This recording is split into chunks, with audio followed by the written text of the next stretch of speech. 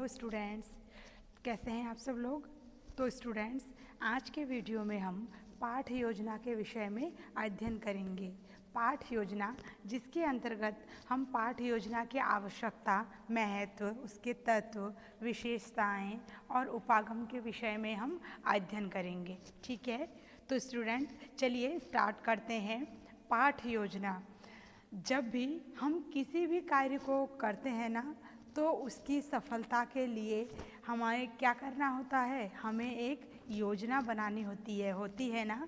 बिना किसी योजना के हम किसी भी कार्य को संपन्न नहीं कर सकते हैं। यदि संपन्न भी करते हैं तो हमारे द्वारा जो कार्य है वो कार्य असफल हो जाता है, अर्थात हमें सफलता नहीं मिलती है। जिस प्रकार देश के विकास के लिए भी पंचवर्षीय योजनाएं बनाई जाती है कि पंचवर्षीय योजनाएं होगी, उसके अंतर्गत कई सारे कार्यक्रमों का आयोजन किया जाएगा और उन आयोजनों के प्रारूप तैयार किए जाते हैं और जिसके अंतर्गत वो योजनाएं चलाई जाती है, तब जाके देश की आर्थिक व्यवस्था सुव्यवस्थित रूप से मजबूत और दृढ़ हो सकती है ना। उसी प्रकार शिक्षा भी मनुष्य के विकास का प्रमुख आधार है, क्योंकि शिक्षा के बिना मनुष्य का सर्वांगीण विकास होना संभव नहीं है। और इसी प्रकार इसके लिए भी एक योजना बनाना हमारे लिए अति आवश्यक प्रतीत होता है।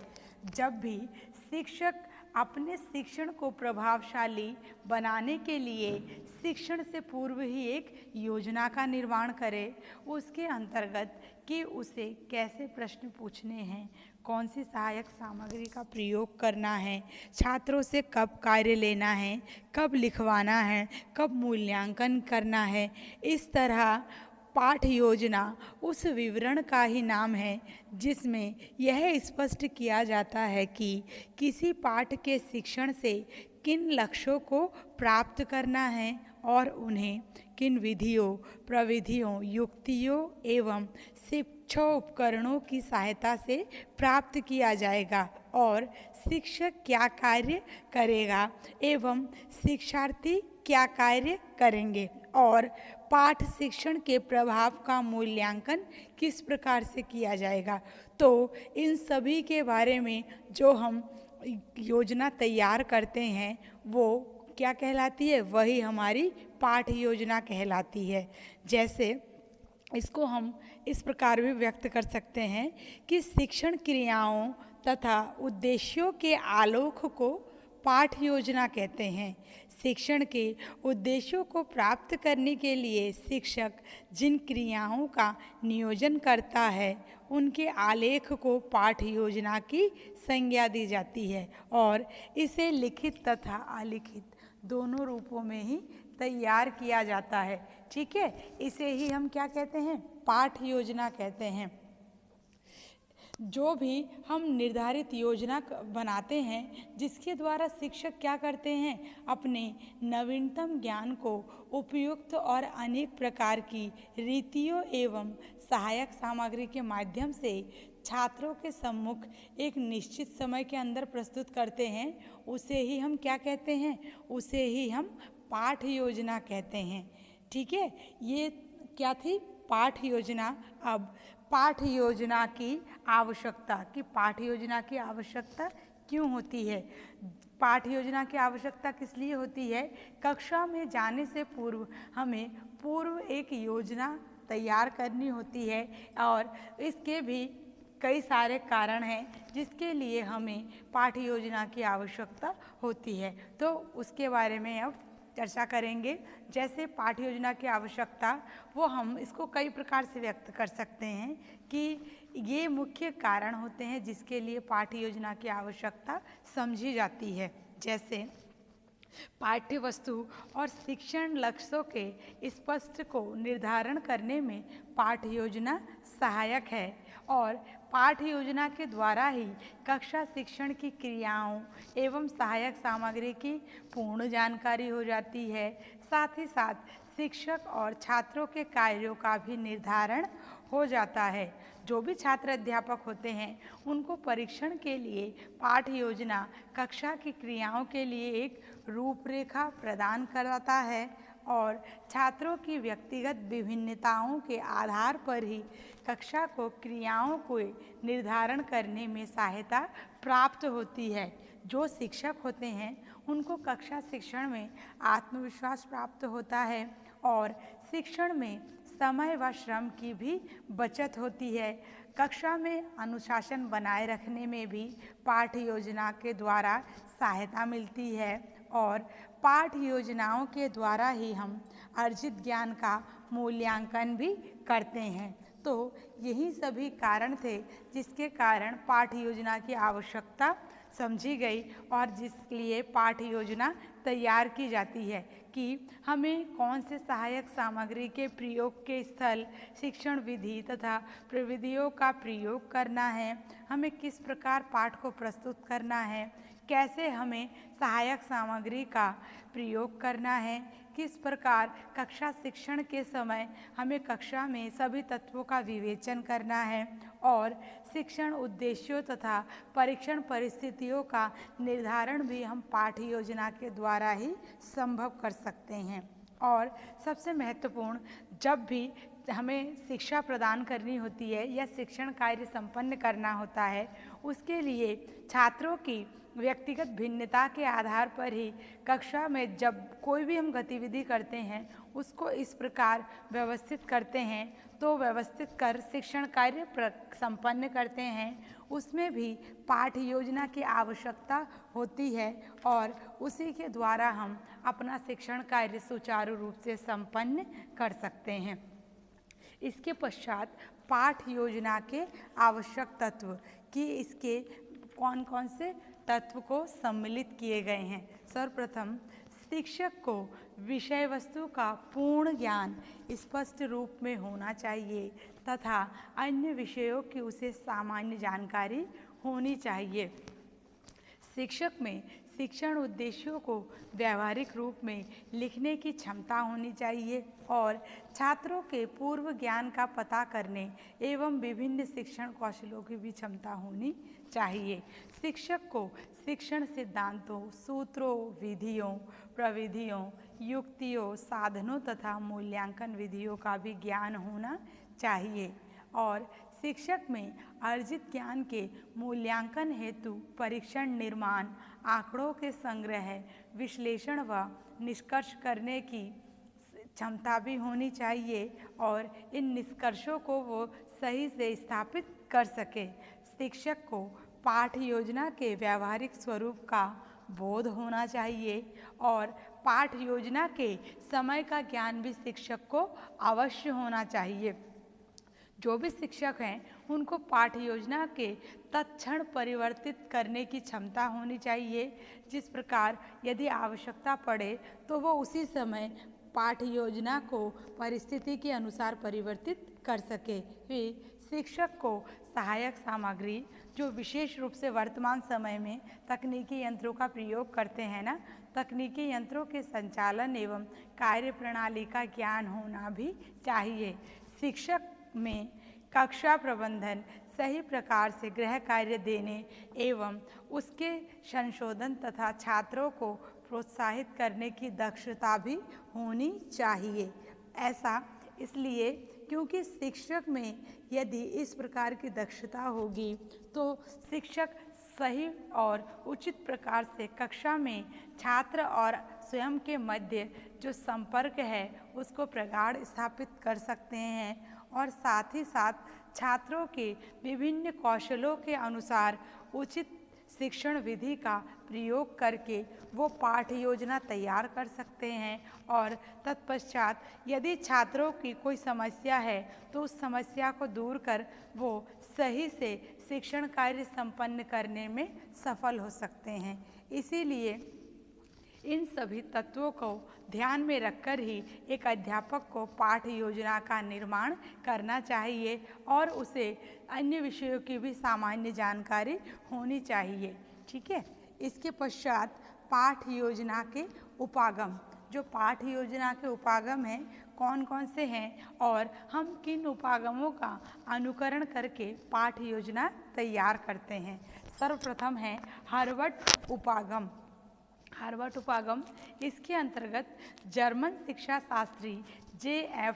हार्वर्ड ने पाठ योजना की विधि प्रस्तुत की। उनकी मान्यता थी कि छात्र को समस्त ज्ञान से बाहर ज्ञान दिया जाता है जो उसकी स्मृति में संचित होता रहता है।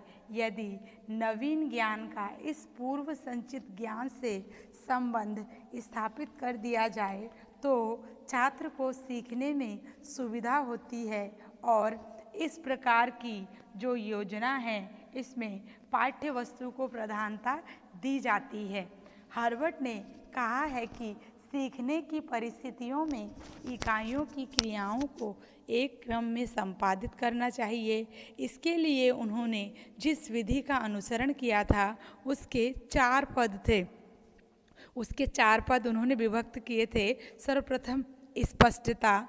स्पष्टता जो विषय वस्तु है या तथ्य है उसकी स्पष्टता होनी चाहिए। द्वितीय संबंध, जो विषय वस्तु का पूर्व ज्ञान है उससे उसका संबंध स्थापित होना चाहिए। तृतीय व्यवस्था, विषय वस्तु को व्यवस्थित क्रम में प्रस्तुत करना जिससे कि छात्रों को वो सरल और रोचक लगे। ठीक है। फिर तत्पश्चात सबसे अंत में है विधि। बालक को विषय वस्तु का ज्ञान व्यवहारिक विधि से कराना। ठीक है। ये थे हार्वर्ड के जो उपागम है उसके अंतर्गत 4 पदों का वो अनुकरण करते थे। लेकिन इन पदों के अतिरिक्त उनके एक शिष्य थे, उन्होंने भी इनको 2 भागों में विभक्त किया था कि प्रस्तुतिकरण और प्रस्तावना या फिर प्रस्तावना तथा प्रस्तुतिकरण।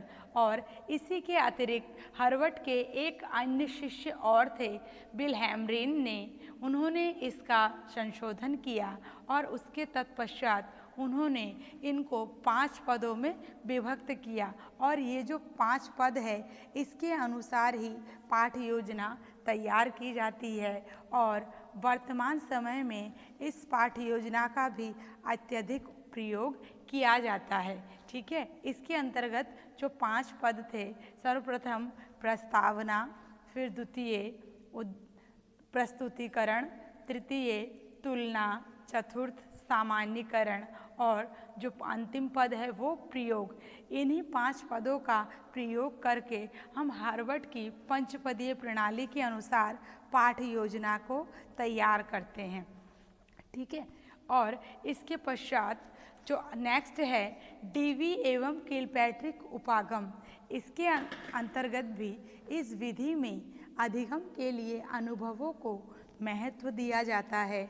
इसमें अधिगम का आधार योजना को माना गया है, अर्थात छात्रों को ऐसे अनुभव ज्ञान के माध्यम से प्रदान किए जाते हैं जो उसे जीवन की समस्याओं के समाधान तथा सामाजिक क्षमताओं के विकास में सहायता करते हैं। और इस विधि का सबसे अधिक प्रयोग अमेरिका में किया जाता है और भारत में वर्धा शिक्षण योजना अंतर्गत प्राथमिक स्तर के लिए उसे प्रस्तावित किया गया था, लेकिन ये स्वतः उसके तत्पश्चात प्रयोग में नहीं लाया गया। ठीक है। तत्पश्चात जो नेक्स्ट है मॉरिसन उपागम। मॉरिसन उपागम, मॉरिसन ने शिक्षण की चक्रीय योजना प्रतिपादित की थी। इसमें इस बात पर बल दिया जाता है कि छात्रों को अपने अधिगम उद्देश्यों का स्पष्ट रूप में बोध होना चाहिए। शिक्षण में छात्रों की आवश्यकताओं को प्रधानता दी जानी चाहिए जिससे वे अपने उद्देश्यों को प्राप्त कर सके। मॉरिसन के शिक्षण चक्रीय योजना के 5 पद है। इनके जो 5 पद है वो इस प्रकार है। सर्वप्रथम खोजना, नेक्स्ट प्रस्तुतिकरण, फिर इससे नेक्स्ट है परिपाक और इसके नेक्स्ट है व्यवस्था और सबसे अंत में है वर्णन। वहीं जो हार्वर्ड प्रणाली थी उसके अंतर्गत सबसे अधिक प्रस्तुतिकरण पर बल दिया जाता है, लेकिन जो मॉरिशन प्रणाली है इसमें परिपाक को प्रधानता दी जाती है और इसी के ऊपर अधिक ध्यान दिया जाता है। और सबसे अंत में मूल्यांकन उपागम। मूल्यांकन उपागम अमेरिका के जो प्रोफेसर B.S. ब्लूम थे उन्होंने शिक्षा में एक नया उपागम प्रतिपादित किया जिसे मूल्यांकन उपागम कहा जाता है। इसमें शिक्षण एवं परीक्षण उद्देश्य केंद्रित होता है। पाठ योजना के निर्माण में उद्देश्यों को प्राथमिकता दी जाती है।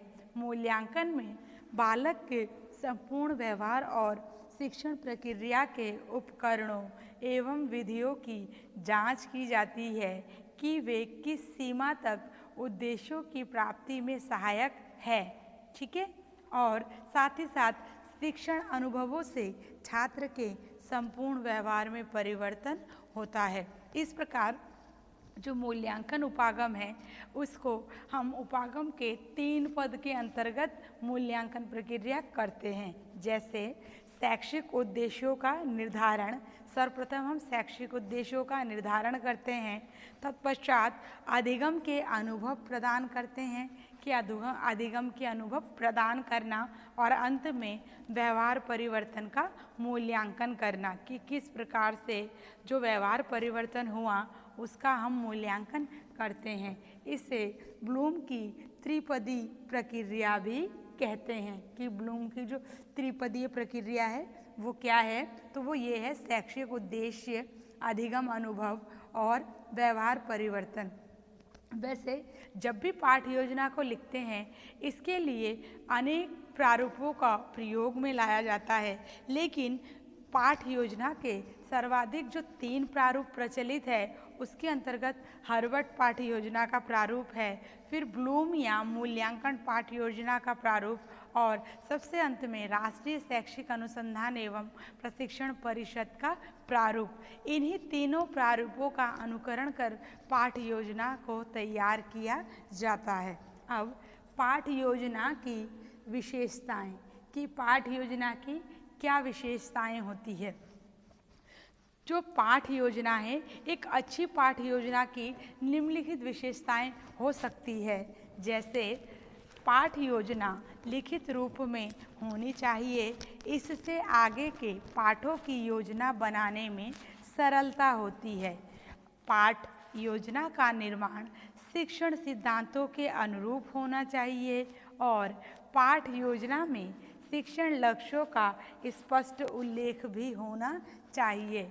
जो पाठ योजना है उसको क्रमबद्ध, सुव्यवस्थित, बोधगम्य एवं व्यापक भी होना चाहिए और पाठ योजना का स्वरूप व्यावहारिक होना चाहिए। पाठ योजना में सदैव यह स्पष्ट होना चाहिए कि किन तथ्यों को किन क्रियाओं या विधियों द्वारा स्पष्ट किया जाएगा, और पाठ योजना समय, धन, श्रम की पुष्टि से मित व्यय होनी चाहिए। पाठ योजना में शिक्षक व छात्र दोनों के मूल्यांकन का स्थान भी होना चाहिए और अर्जित ज्ञान के अभ्यास के लिए गृह कार्य का उल्लेख होना चाहिए। और सबसे अंत में जो पाठ योजना है उसमें शिक्षक और छात्र कौन सी क्रिया कर रहे हैं और कौन सी क्रिया वो अब करने जा रहे हैं, इन सभी के बारे में स्पष्ट से उल्लेख भी होना चाहिए। ये एक अच्छी पाठ योजना की विशेषताएं होनी चाहिए। अब पाठ योजना का महत्व कि पाठ योजना का जो हम निर्माण कर रहे हैं इसकी आवश्यकता है, तभी हम पाठ योजना का निर्माण कर रहे हैं, जिससे कि हम कक्षा शिक्षण कार्य को अधिक प्रभावशाली, रोचक और सरल और सुगम बना सके। तो इसके लिए जो कुछ महत्व का निर्माण किया गया है कि पाठ योजना का महत्व है वो इस प्रकार से हैं। जैसे सर्वप्रथम अध्यापक शिक्षा में छात्र अध्यापकों में शिक्षण कौशलों के विकास के लिए पाठ योजना ही एकमात्र साधन होती है, क्योंकि शिक्षण संबंधी जितना भी सैद्धांतिक ज्ञान दिया जाता है उसका पाठ योजना की सहायता से कक्षा शिक्षण में उपयोग किया जाता है और पाठ योजना से शिक्षण का व्यवहारिक रूप भी प्रदान किया जाता है। जो पाठ योजना है उसी की सहायता से क्रिया आयाम का प्रयोग होता है तथा कक्षा शिक्षण का अभ्यास तथा प्रशिक्षण पर बल दिया जाता है। एक शिक्षण अधिनियम प्रबंधन है ना, मैनेजमेंट ऑफ टीचिंग लर्निंग, उन्होंने अपने ये विषय में कहा था कि कक्षा शिक्षण में पाठ योजना के द्वारा ही हम उसको व्यवहारिक रूप दे सकते हैं। किस प्रकार से दे सकते हैं?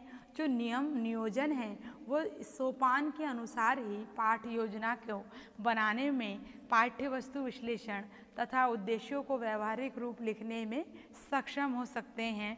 फिर जो व्यवस्था है वो सोपान के अनुसार पाठ योजना में शिक्षण अवयव तथा शिक्षण युक्तियों और समुचित शिक्षण सामग्री के संबंध में ही निर्णय लेते हैं और कक्षा शिक्षण में छात्रों को तत्पर रखने के लिए और उनकी क्रियाओं को जारी रखने के लिए भी समुचित प्रेरणा की प्रविधियों की व्यवस्था करता है, जिससे छात्रों के पुनर्वलन को प्रदान किया जाता है और जो पुनर्वलन है उसको गतिशीलता मिलती है, जिससे कि वो कक्षा में सक्रिय रूप से शिक्षण कार्य ग्रहण कर सकते हैं और जो भी अपना क्रिया संबंधी अन्य कार्य हैं या पाठ योजना से संबंधित जो गतिविधियां हैं उन गतिविधियों को वो स्वतः संपन्न कर सकते हैं।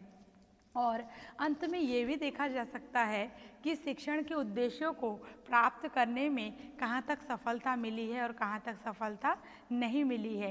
इसके लिए छात्रों की निष्पत्तियों का मूल्यांकन करने की व्यवस्था करता है और जिसके आधार पर शिक्षक अपने शिक्षण में सुधार करने का प्रयास भी करता है।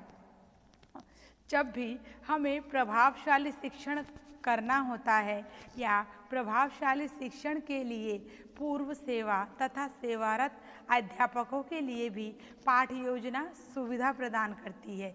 किस प्रकार से? जो सेवारत अध्यापक होते हैं वो कक्षा में जाने से पूर्व मस्तिष्क में अपनी क्रियाओं के संबंध में पाठ की एक रूपरेखा बना लेते हैं। तत्पश्चात शिक्षण अभ्यास के समय वे पर्यवेक्षकों को कक्षा निरीक्षण के मूल्यांकन में पाठ योजना का एक आधार प्रदान भी करते हैं। जो पाठ योजना का महत्व है इसके द्वारा ये भी ज्ञात कर सकते हैं कि छात्र अध्यापकों को कक्षा शिक्षण क्रियाएं कहाँ से आरंभ करनी चाहिए, कहाँ समाप्त करनी चाहिए और शिक्षण युक्तियों को किस क्रम में प्रयुक्त किया जाए। इसके लिए पाठ योजना ही निर्देशन देती है और विषय वस्तु का छात्रों के स्तर की दृष्टि से क्या स्वरूप होना चाहिए ये पाठ योजना में ही शिक्षण बिंदुओं से निर्धारित किया जाता है। और सबसे अंत में हम ऐसे व्यक्त कर सकते हैं जो पाठ योजना है, पाठ योजना का अत्यंत महत्व है, क्योंकि पाठ योजना के द्वारा ही हम छात्रों के अधिगम उपलब्धि के मापन को स्थिरता प्रदान कर सकते हैं, मापन कर सकते हैं, उनका मूल्यांकन कर सकते हैं और इसके द्वारा शक्ति और समय की दृष्टि से हम शिक्षण को और अधिक मितव्यय भी बना सकते हैं। पाठ योजना से ही हम छात्रों के संभावित व्यवहारों तथा अनुक्रियाओं के संबंध में अनुमान लगा सकते हैं और उसको ध्यान में रखकर ही शिक्षक अपनी युक्तियों की व्यवस्था करते हैं। इस प्रकार कक्षा संबंधी जो भी समस्याएं होती है वो समस्याएं क्या होती है? वो समस्याएं स्वतः नियंत्रित की जा सकती है और इसके द्वारा शिक्षण की क्रियाओं को हम सार्थक और स्वउद्देश्य बना सकते हैं। ठीक है, ये थे संस्कृत शिक्षण के अंतर्गत जो पाठ योजना थी, ये पाठ योजना का महत्व। ठीक है, ओके, थैंक यू क्लास।